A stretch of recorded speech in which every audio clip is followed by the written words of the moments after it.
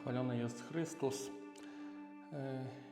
Лягло мне на сэрца апошнім часам падзяліцца тэкстам, который для мяне вельмі аказаўся важны, і нават захацелася мне зрабіць такія міні-рэкалекцыі, у некалькіх роліках запісаць. Таму трошку нават буду заахвочваць да нейкай працы, каб мы паглыбіліся ў гэты тэкст. І тэма, канешне, важная.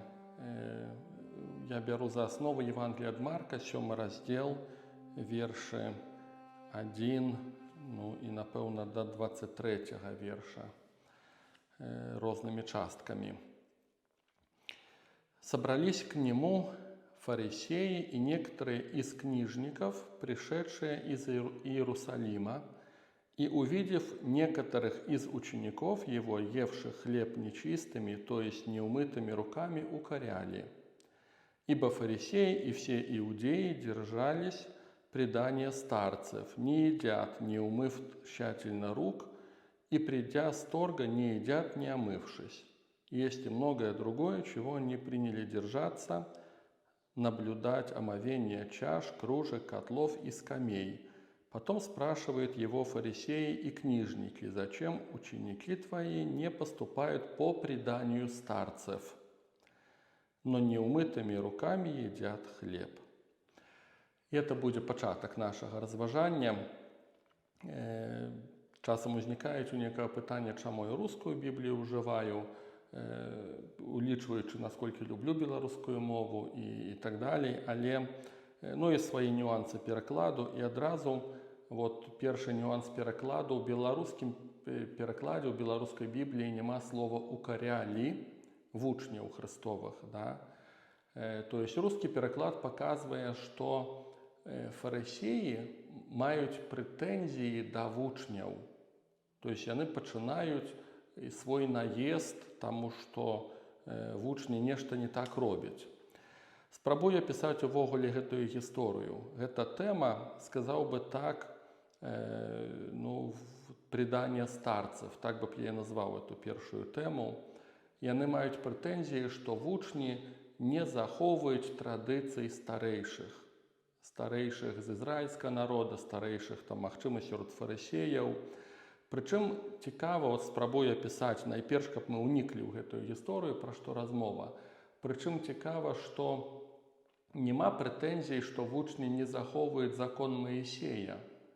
Многія даследчыкі кажуць, што вучні гэтыя ўсе літургічныя прадпісанні абрадавыя, омовения ўсе гэтыя абмыцці яны выконвалі. Тут ідзе размова пра нешта большае, акрамя гэтых абрадавых прадпісанняў, которые паводле закону Маісея, фарысеі і вучоныя ў праве яшчэ дабавілі шмат гэтых рытуальных омовенняў, назовем это так, і яны іх выконвалі. Падобна, як выконвалі многія людзі, і мала хто, магчыма, увогуле задаваў пытанне, адкуль гэта ўсё ўзялося. І вось вам малюю гэты кантэкст этой праблематыкі. І таму многія даследчыкі, між іншым Ян Златавусны, каментуе так, што апосталы выконвалі закон Маісея. А фарысеі, дапісваючы гэтыя ўсе правілы, цяжка сказаць, якія іхныя намеры сэрца былі, але Ян Златавусны кажа, што яны хацелі такім чынам узвысіцца над усімі іншымі людзьмі. Такі прыдбаць сабе статус, калі людзі ў страху, у сваіх перажываннях будуць пытацца, а як правільна. Карацей кажучы, людзі становяцца залежнымі ад іх, ад фарысеяў, которые выдумалі сабе многія гэтыя правілы. Так каментуе Ян Златавусны.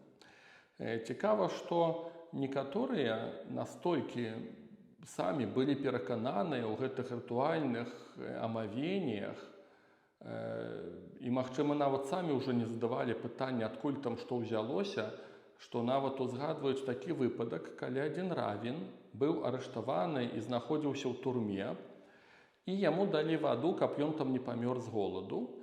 І равін усю гэтую ваду выкарыстаў для таго, каб выканаць усе свае рытуальныя абмыцці, і традыцыйныя, і рытуальныя, і ўсе запар, Ну і ў выніку ён гіне з голаду. Ну, ёсць нібыта такія там факты ці нейкія там легенды. То есть это значыць, што людзі, у прынцыпе, настолькі былі перакананыя вось у сваіх жа традыцыях, которые самі ж стварылі. Нейкі працэнт гэтых традыцый самі стварылі. Настолькі былі перакананыя, што выпадкі былі, што нават гатовы быў загінуць. Цікава, што няма прэтэнзій у фарысеяў да Хрыста. Магчыма, таму, што баяцца яго напрамую ўдарыць. Цяжка сказаць, якія матывы. Можа, хочуць ускосна зачапіць яго. Можа, сапраўды ён выконваў усе прадпісанні. Цяжка сказаць. Але заўважана, што няма наезду на яго напрамую. Ёсць наезд на вучняў, і толькі пасля, калі ўжо укарялі, як кажа рускі пераклад, вучняў, калі яны пачынаюць іх дакараць, тады пасля гэтага падыходзяць да Хрыста, магчыма, таму, што вучні паслалі іх падалей куды. Падыходзяць да Хрыста, і пачынаецца далей дыялог. Нехта мяркуе, цяжка праверыць на 100%, канешне, гэтую тэму, што вучні Хрыстовыя, што іх настолькі дасталі гэтыя правілы, чалавечыя, вось гэтыя традыцыі старцаў, што яны, магчыма, нават спецыяльна, публічна, не цураліся таго, што яны перакрочваюць нейкія межы. Што яны не баяліся гэтых момантаў канфліктных. Таму што, ёсць такая версія, што для іх гэтая тэма была такая набалеўшая, што яны ўжо не хацелі з ёй крыцца са сваёй нязгодай да выканання гэтых традыцый старцаў. І апошняе ў межах такіх нашых уводзінаў. Евангеліст Марк крыху больш апісвае, чым Матвей, толькі ў 2 евангелістаў так падрабязна апісаны гэты канфлікт, і ў Марка крыху больш, што, зрэшты, трошку не характэрна для Марка, бо Матвей, ён такі больш стараўся заўсёды традыцыі габрэйскія паказаць, Святое Пісанне цытуе, але гэтым разам Марк больш апісвае гэтую праблематыку. І, напэўна, першае, што хачу вам прапанаваць, падумаць, для мяне это вельмі сур'ёзная тэма. Хачу прапанаваць падумаць, адразу загрузіцеся, калі ласка, дайце сабе час, загрузіцеся, дзе вы ў нашым жыцці бачыце, як гэтая праблематыка малюецца. Дзе на наш час можна трафарэтам накласці гэтую праблему. Далей мы будзем разважаць з вами, чаму яна настолькі сур'ёзная. Это не толькі пытанне традыцый.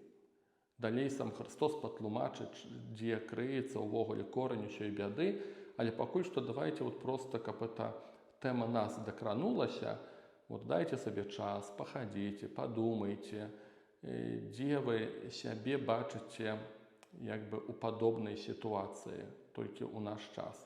Я задаў сабе такую мэту, хацеў павыпісваць сабе, это мае прапановы такія. Я это назваў галасы іншых. Такую, сабе напісаў такі цэлы спіс.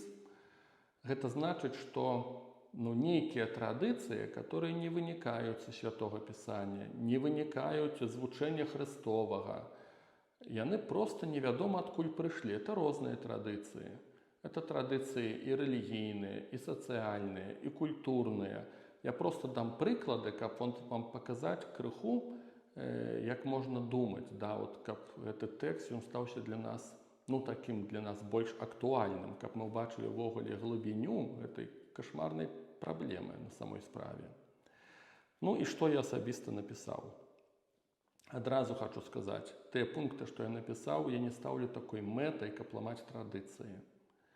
Я стаўлю мэту, каб мы былі крытычнымі, каб мы не плылі проста па цячэнні толькі таму, што так заўсёды было.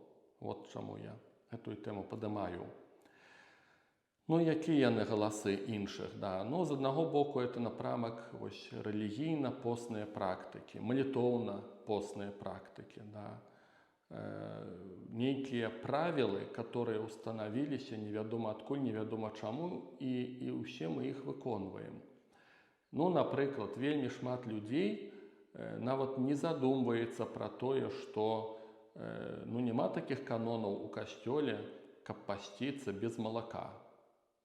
То есть это некалі было, это старая практыка, гэта ёсць у праваслаўных, это да сабора ватыканскага было і так далее. Ці там, напрыклад, да камуніі нельга піць вады.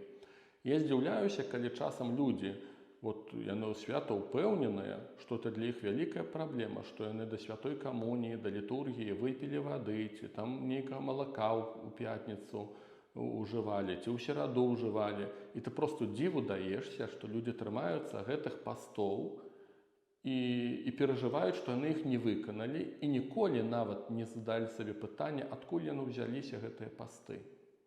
Улічваючы, што яны нават на сённяшні дзень па канонам не прадпісаныя. То есть людзі просто бяздумна трываюць і трываюць ужо доўгі час. І падобна з малітвамі. Да, то есть масса розных малітваў, которые люди свята перакананыя, што яны павінны іх маліцца і нават не задаюць сабе пытанне, адкуль увогуле прыйшло гэтае перакананне. Хто сказаў, што менавіта гэтыя малітвы трэба вот так вот чытаць. Это просто цэлая тэматыка такая. Пасля, якія галасы іншых, которых мы трымаемся. Дзіўная рэч, это сямейныя нашыя традыцыі. Я сабе назбіраў, напрыклад, тое, што я ў сям'і пераняў, хаця бы, што трэба даедаць усё.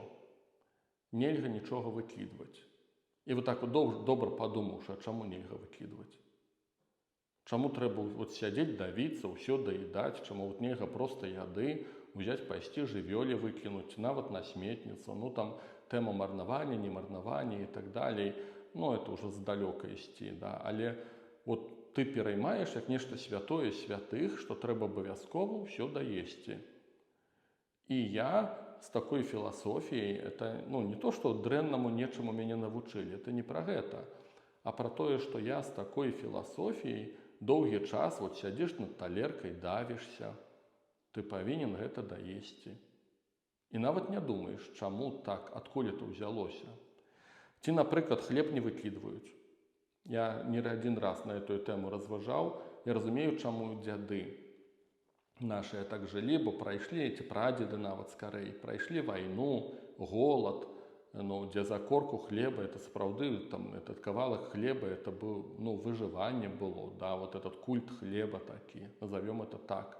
Людей, которые пережили голод. Мы живем у часы 21 стагоддзя, да, а у нас адкуль хваляванне і страх, што хлеб нельга выкінуць хлеб, адкуль страх появляется. І мы ніколі об этом не задумваемся, да, чым хлеб лепшы за, не ведаю, мяса, гародніну, яшчэ там за нешта, да, за нейкія іншыя стравы. Чаму такі культ хлеба? Чаму яго узвялі ў ранг святога? Зразумела, эўхарыстыя і так далей. То есть, я б ужо аж так далёка не лез, да, але у межах звычайнай нашай кухні. Пасля, што там яшчэ? У мяне такая была дзіўная традыцыя заўсёды есці суп. Таму што недзе я пачуў, што моя бабуля памёрла, таму што, магчыма, супоў не ела. І прайшоў толькі нейкі час, калі ўжо пачуў іншыя версіі медыкаў ці некага там, што эта тэорыя не надта правераная, што па прычыне адсутнасці супоў паяўляюцца язвы, што это зусім іншая прычына ў гэтым, скарэй за ўсё. А ты жывеш, таму што недзе пачуў, табе адбілася, это голас іншых, да. Не пытанне зараз, ці ён дрэнны, ці не. Пытанне ў тым, што ты яго прымаеш бескрытычна, гэта голас іншых. І я калі ў воршы служыў, то калі не было гаспадыні, я адзін быў у воршы, я стаў у сталоўку хадзіць у дзяржаўную, зрэшты, не шкадую гэтага часу. Я нават ганарыўся, што хажу з людзьмі звычайнымі, простымі, працуючымі, ў звычайную сталоўку, знаёмых там шмат сустракаў. Мне нават это прыемна было, але асноўны матыў, я туды хадзіў, таму што там былі хоць якія-небудзь супы. Да. І ты бескрытычна это прымаеш, і за гэтым ідзеш. Ну, ці, напрыклад, у некага святы прыходзіць, і абавязкова, што павінна сям'я сабрацца. Традыцыя класная. Пытанняў да гэтага няма. Але адкуль страхі нараджаюцца, што ты раптам прапусціў этот сямейны збор? Усё адно, як ты нешта нарушыў, святое святых, і зараз проста катастрофа. Уся сям'я сабралася, а цябе там не было. Дык і што за катастрофа ў гэтым? Адкуль гэтае перакананне, што кожнае святае, там Божае нараджэнне, Новы год, Пасху, усе павінны збірацца? Зноў жа, не крытыкую гэтую традыцыю, а просто хочу показать праблематыку традыцыі, которые мы ўспрымаем як святое святых і ўспрымаем бескрытычна. Ну, што яшчэ? Для людзей сузалежных, которые выраслі ў дысфункцыянальных сем'ях альбо ў сем'ях алкаголікаў, там такіх негласных традыцый, назовем это галасы іншых, іх поўна. Яны гучаць: не рассказывай нічога, што дзеецца, смецце сям'і не выносяцца, нікому не дзяліся, не рассказывай, не дай Бог, што там мама п'е, папа п'е, бо это сорамна, бо ўсе будуць смяяцца, бо ты не паважаеш там папу і маму, калі пра это пачнеш расказваць. А яшчэ плюс да гэтага: не адчувай, не перажывай, не плач, ну і так далей. І ў выніку в такіх сем'ях растуць людзі эмацыйна замарожаныя, таму што яны перанялі гэтыя негласныя традыцыі. Хто працуе па праграме сузалежнасці, яны проста нават прапісаныя гэтыя традыцыі. Там не расказвай, не адчувай, нешта там яшчэ. Наступная традыцыя – мода. Адкуль такое перакананне, што трэба насіць такія шмоткі? Ну, такім падзялюся момантам. Аднойчы мне мой знаёмы убачыў, што я там неяк кашуля мая, так ці не так папрасаваная. І ён кажа: ты што, эту кашулю прасаваў? Кажу: ну, нібыта, да. І ён кажа: ты што, смех у роце, паглядзі, як ты папрасаваў. Ну, і ў прынцыпе прызнаў рацыю. Ну, да, дрэнна папрасаваная. Ну, зараз нават не ведаю пра гэта, што сказаць. І прыйшоў такі час, калі прыехала мая сяброўка, і там падаравала мне нейкую там вопратку, нейкую байку, ці што там, ці нейкую кашулю, і кажа: ну, отец, апраніце, то есть там некуды пойдзем. Я кажу: як это прануць, яна ж не прасаваная. І чалавек мне кажа, чалавек, который там, ну, разбіраецца і ў модзе і так далей, кажа: чым вы грузіцеся? Кажа: што з таго, што яна не папрасаваная? І я раптам разумею, што я сутыкнуўся зусім з іншай традыцыяй, зусім з іншым падыходам, зусім з іншай модай сутыкнуўся. І я разумею, і праўда, дзіўная рэч, але я думаю, а хто сказаў, хто з іх большай рацыяй мае? Ці той, хто кажа, што кашулю трэба прасаваць, ці той, хто кажа, што кашулю увогуле не трэба прасаваць? Хто з іх мае большую рацыю? Это ўсё вісіць у паветры, это такія установкі, которые неким сказаны, а все остальные просто их приняли. Да. Ну, вялікая тэма моды. І ў кантэксце таксама моды фільмаў, музыку, што слухаць, што глядзець, на якіх машынах ехаць. Да, это асобная тэма. Вялікія гарадоў Киева, Тбілісі, Москвы, Мінска. Да, это вядомыя тэмы і былі, і ёсць, да, што з табой гаварыць не будуць, калі ты прыехаў не на той машыне. Ну, ў нейкіх там кругах. У якой кватэры жыць, там, да, на вёсцы нельга жыць, ну, бо это статус не той, да. А у горадзе, там, у Мінску, у этом скварэчніку, ну, это ўжо круцяк проста жыць, да. Што это за установкі такія? Хто іх увогуле сказаў, агучыў гэтыя установкі? Да, гэтыя галасы іншых. Нейкі статус, да, статус сацыяльны. Калі не замужняе, гэта пракляцце, да. Калі замужняе, ну, ўсё. Дзетак наражала яшчэ пару штук, да, это статус. Многія дзяўчаты, жанчыны мучаюцца, да, таму што яны не могуць перайсці гэты статус. І лезуць у пякельнае жыццё, абсалютна неадпаведнае, хворае жыццё. Ну, таму што ёсць страх, што ты гэтага статусу не дацягваешся, да, што на цябе ўсе будуць глядзець у сям'і ці яшчэ нехта. Таму што ты не такая, як іншая.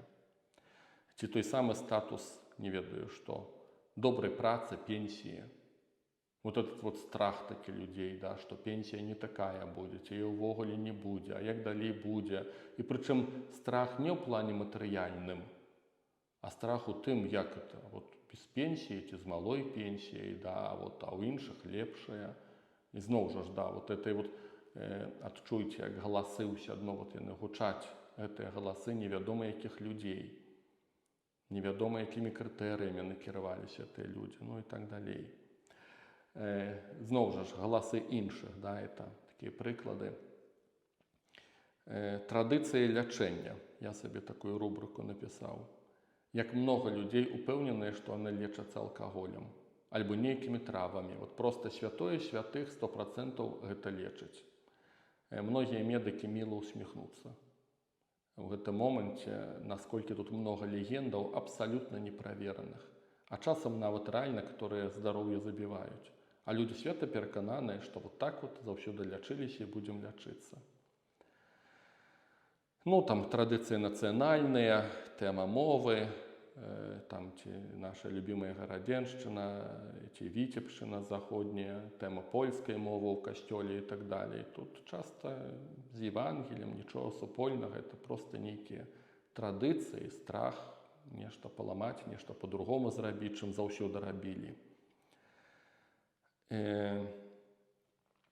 Важны момант ёсць для нас, веруючых, мы гэта называем перыяд айцоў касцёла. Што это значыць? Это ранняе хрысціянства, это першыя стагоддзі.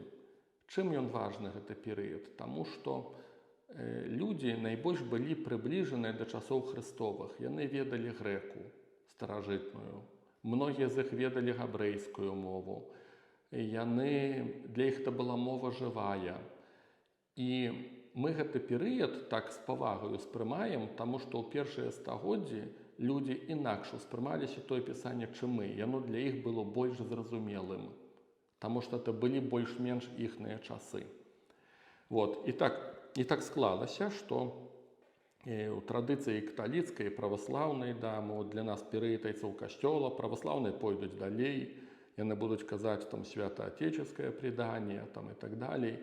Ну, для нас это перыяд такі важны. Я б сказаў бы, што у некаторых пунктах рэальна перагнулі палку. Таму што трэба даследаваць гэтых айцоў касцёла. Гэтага перыяду яны розныя былі.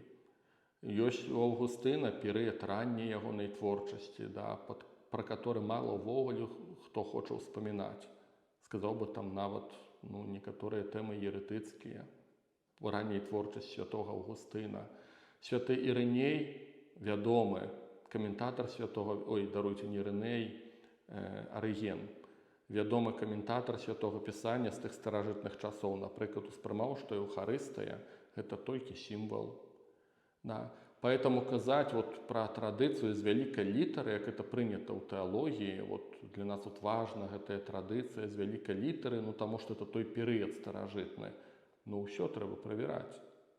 Нельга бескрытычна браць толькі таму, што гэта нейкія там манахі былі, нейкія святыя, ці перыяд айцоў касцёла. Нельга бескрытычна проста браць і праглынаць і не задаваць сабе пытанне, адкуль это ўзялося ўвогуле. Хаця, канешне ж, традыцыі айцоў касцёла перыяд ён важны. То есть абсалютна зноў ж не проціў гэтага перыяду, проста трэба быць крытычным. Спадзяюся, вы добра мяне зразумелі. Это просто прыклады. Просто, каб мы спрабавалі праз гэтую хаця бы катэхезу просто прызадумацца сапраўды, як шмат у нас у жыцці такіх рэчаў, которых мы трымаемся і нават не ведаем, адкуль яны ўзяліся. Просто мы кажам, так заўсёды было, так прынята, так рабілі, і больш мы нічога сказаць не можам. И этот момент, он довольно трагичный. Эта традиция бескритичная, неоцененная, это довольно трагичный момент. И про это трошку далее будем разважать.